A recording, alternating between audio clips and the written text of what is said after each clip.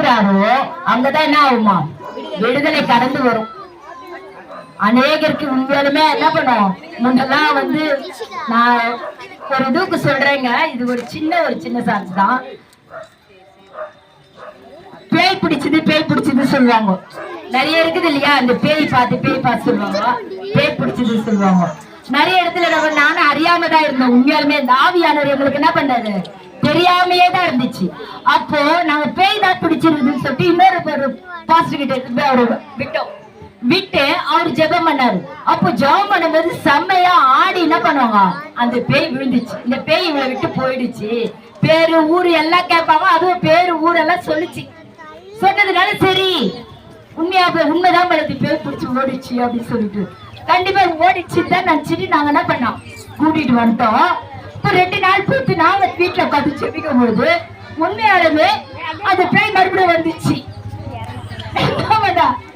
அவ்வளவு இதுவா அவர் ஓட்டிட்டு போனார். அவர் ரொம்ப கத்தி எப்படி சொல்ல, ஒருத்தர் நிறைஞ்ச ஆவிதான், நம்ம அது சொல்லக்கூடாது. ஆனாலும் என்ன பண்ணா, ஆவில நிறைஞ்சு நல்லா ஜெபிச்ச பிறகு ஓடி போச்சு சொல்லிட்டாங்களே. மறுபடியும் இந்த பேய் எங்கது வந்துச்சு, நம்ம ஜெபிக்கும் போது என்ன பண்ணுது, இது ஆடுது அப்படி சொல்லிட்டு நாங்க என்ன பண்ண, சரி எனக்கு அப்பெல்லாம் உண்மையாலுமே பழம், நான் பேய்னா நானே பேரை நினைச்சிட்டு இருந்தேன், தெரியல. அப்ப என்ன பண்ண, உன்ன பயந்துதான் ஏசப்பான்னு உனக்கு கண்ணு தரல. ஏசப்பா ஜெபிச்சு அமைதி ஆயிட்டு அப்படியே ஆடிக்கிட்டு நானும் அமைதி ஆயிட்டேன், அதுவும் அமைதி ஆயிடுச்சு. அப்ப உண்மையாலுமே இந்த பேய் போச்சா?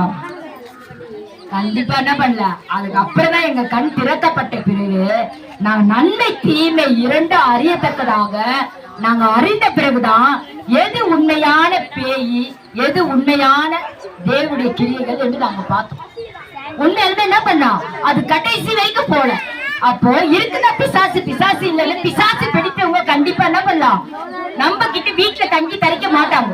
அது இங்க சொன்ன மாதிரிதான். அவரு அப்ப அதுலயே சொல்றாரு பாருங்க, அப்ப யோவான் 8லயே சொல்றாரு பாருங்க, அது பிசாசு பிடித்தவங்க வீட்டுல தங்க மாட்டாங்க, இருக்க மாட்டாங்க. அவங்க ஒண்ணு என்ன சொல்றாரு, லேகியோன் பிசாசு சொன்ன மாதிரி சுடுகாட்டுல அங்க இங்கதான் அழைத்து திரிந்தவர்களாய் தான் காணப்படுவாங்க.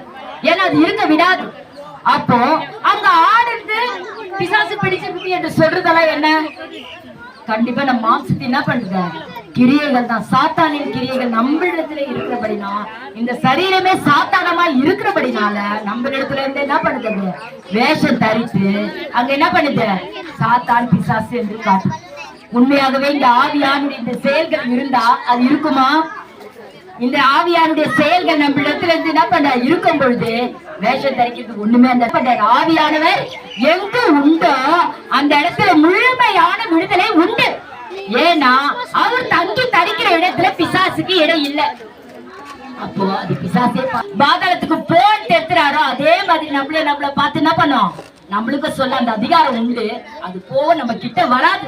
சோதனைக்காக இயேசு கிறிஸ்து தேவன் அனுப்பி வைத்தால்தான் நம்ம இடத்துல சோதனைக்கு உட்படுத்துமே கண்டி, மற்றபடி எந்த பிசாசும் என்ன பண்ற நம்ம இடத்துல வர முடியாது. அதனாலதான் கர்த்தருக்கு சொல்றாரு, கர்த்தரே ஆவியானவர், கர்த்தருடைய ஆவி எங்கு உண்டோ அங்க என்ன பண்ணோம், விடுதலையும் உண்டு.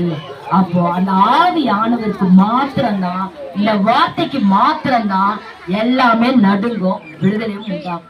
ஒரு வியாதிஸ்தர் கூட விடுதலை எங்கிருந்து வருது, கண்டிப்பா இந்த ஆவின் பலத்தினால நம்ம நிக்கும் பொழுது கண்டிப்பா நம்மளுக்கு என்ன பண்ணுது, இந்த வார்த்தை எங்க கிட்ட என்ன பண்ணோம், உண்மையாலுமே நாங்க என்ன பண்ணுவோம், எங்க கூட்டத்தை சத்தியம் அங்க வரும் பொழுது அந்த சத்தியத்தின் நிமித்தமே என்ன பண்ணோம், எங்களுக்கு விடுதலை சுகமும் கிடைக்க வேண்டிய நாங்க விசுவாசத்தினால அந்த விடுதலை சுகத்தை நாங்க என்ன பண்றோம், பெற்றுக்கொண்டு போறோம்.